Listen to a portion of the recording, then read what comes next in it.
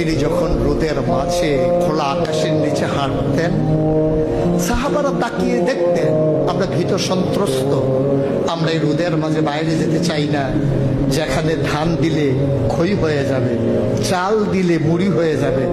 প্রচন্ড গরমের মাঝে তিনি হাঁটেন কেমনে?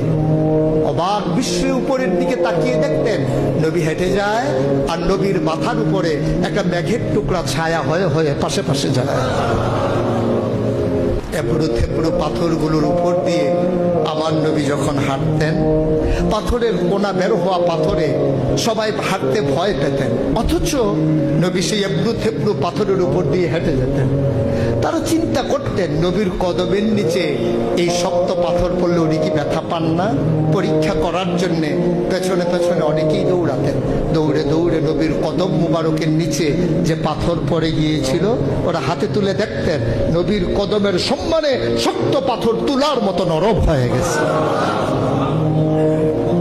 এ নবী আমার, এ নবী আপনার নবী, এ নবী আমাদের নবী। আমরা প্রাউড ফিল করি।